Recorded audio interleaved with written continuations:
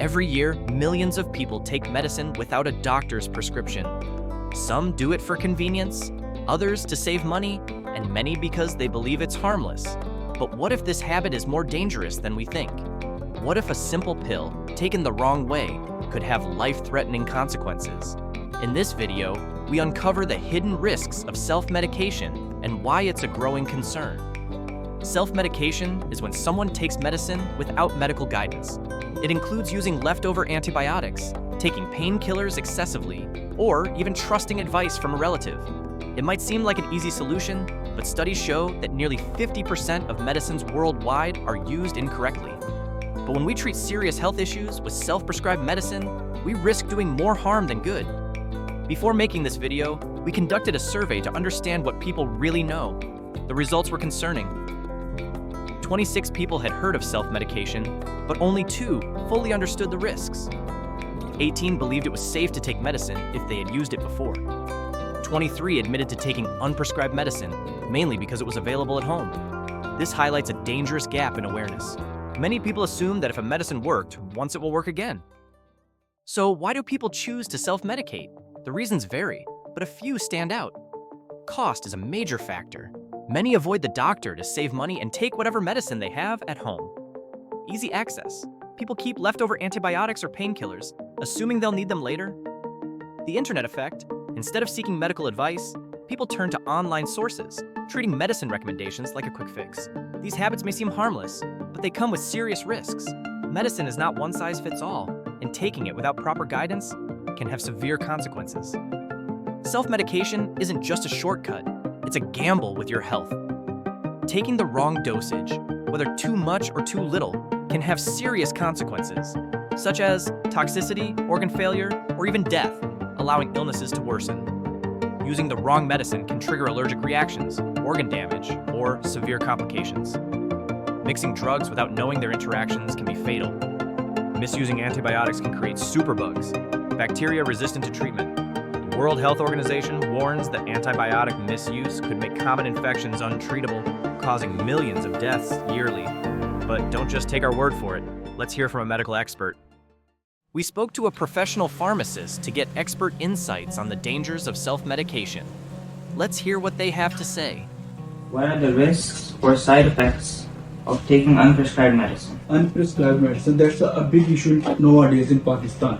First of all, as your question is that potential risk or side effect of taking medicine that are not prescribed. It means that those medicines that are not prescribed, it means it is not necessary or required by your body. First of all, thing is that nowadays in a whole world, especially countries like Pakistan, we are facing antibiotic resistance. This is all because we are taking unnecessary medicines or medicines that are not prescribed by the physicians or practitioner or pharmacist. If you see a pack of a medicine, it is clearly mentioned on that don't take a medicine without the prescription of a physician or a recommended pharmacist. So that's why it has a huge effect or impact on our body. The medicine that are not prescribed by it, in returns it harms you. It's quite dangerous for our body. The main issue is that it causes the antibiotic resistance or many other issues that are in a longer term that affect your body. How often do you come across these cases? These cases almost on a daily basis, around about 50 to 60% people I have seen that they came without a prescription, without any requirement. They came to us and they said, we need this kind of medicine, we need this medicine. Either it is needed by them or not. So about 50 to 60% people came to us who demanded the medicine without prescription, proper prescription of the physician. The most misused medicines are antibiotics, and there are many controlled medicines like it includes narcotics or Schedule G medicine which can be prescribed or given without a prescription. So mostly the medicines that are misused are antibiotics. How could the misuse of unprescribed medicine interfere with their health conditions? Yes, definitely. Unprescribed medicine definitely has an impact on your body. So there are basically 2 kinds of medicine a person is using. One is prescribed and one is that are not prescribed. So when a person is taking the medicine, those are prescribed and those are not prescribed. They interact with each other. They can cause drug-drug interaction, they can cause drug-food interaction, and they cause many other multiple diseases in your body that in return harms you more than the cure. What steps do you suggest that should be taken to avoid the misuse? I think first of all, people should take only those medicines that are prescribed by a physician and a proper pharmacist. They shouldn't be take medicine by themselves, like through the Google or through Chat GPT or something else, or by seeing the other medicine, other people using medicine. Some people like if someone is taking a medicine, some other person take those same medicine that even don't know that it will harm him or cure their medicine. So I think so. And other thing, by the end of pharmacists, they must dispense medicine only on a proper prescription. Can you give an example of medicine and its side effects? Sure. As you know that there is a sentence that excess of everything is bad. So let me tell you that if you take a excess medicine, it ultimately affects your stomach or something else. Like if you take paracetamol, aspirin, they are included in a class that known as NSAID, non-steroidal anti-inflammatory drugs. It affects your stomach if you take in a long term. And on the other hand, if you are taking antibiotics, you should have take antibiotics on 3 days or 5 days. That's it. If you go through long, then it causes antibiotic resistance. In Pakistan, we have a first generation, second generation, third generation, fourth generation, and fifth generation. Around about 80 to 90% are resistant with first generation, second generation, and third generation antibiotics. That's only because of they are taking unnecessary medicine, unprescribed medicines, and a lot of medicine. Self-medication may seem harmless, but it can have deadly consequences. Here are real cases of self-medication gone wrong. Tramadol overdose, Nigeria, 2018. A student took tramadol to stay awake for exams. He collapsed and died from an overdose. Ibuprofen kidney failure, UK, 2021. Overusing ibuprofen for headaches led to kidney failure and emergency dialysis. Antibiotic resistance, India, 2020. Repeated use of leftover antibiotics caused an infection resistant to treatment. Cough syrup addiction, USA, 2019. Misusing cough syrup for stress led to addiction and rehabilitation.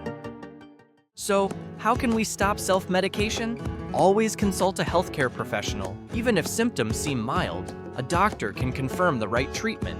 Do not share leftover medicine. What worked for someone else might not work for you. Dispose of leftover medicine safely. Storing old prescriptions at home increases the risk of misuse. Be aware of the risks of self-medication. Be informed. Relying on social media, unverified blogs, or word of mouth for medical advice can be risky. Stop relying on online advice. Medical influencers and Google searches are no substitute for professional medical guidance. It's time to change the way we approach medicine. Behind every successful awareness campaign, there's a dedicated team working tirelessly to make a difference. Meet the passionate individuals driving our mission to educate people on the dangers of unprescribed medicine use. Leading our efforts is Shahir Ahmed, our social media manager. From crafting engaging Instagram posts to directing our awareness video, he ensures our message reaches thousands online. On the educational front, Ahmed Afan plays a crucial role. He designs and distributes powerful materials in schools, ensuring young minds are informed about the risks of self-medication. Every campaign needs a strong foundation of research. Daniel Haider-Dougal is our key researcher, gathering verified data from WHO and medical experts alike. His work ensures our campaign is backed by facts, not myths. Effective communication is key to raising awareness. Raza and Asif ensures that our interviews with professionals focus on the most pressing issues, keeping our discussions impactful and informative. And behind the scenes, Abu Bakr Afridi keeps everything running smoothly. He handles procurement, delivery and quality control of all campaign materials, making sure nothing is overlooked. Together, we are more than just a team. We are a movement dedicated to spreading awareness, educating communities and making a lasting impact. Self-medication isn't just a personal decision, it's a public health risk. Many people think it's harmless, but it can lead to dangerous consequences like drug resistance and harmful interactions. The question is, will we continue to gamble with our health, or will we take responsibility for safer medication practices? Stay informed, stay safe. Thank you for your attention. Make sure to follow us on Instagram and YouTube.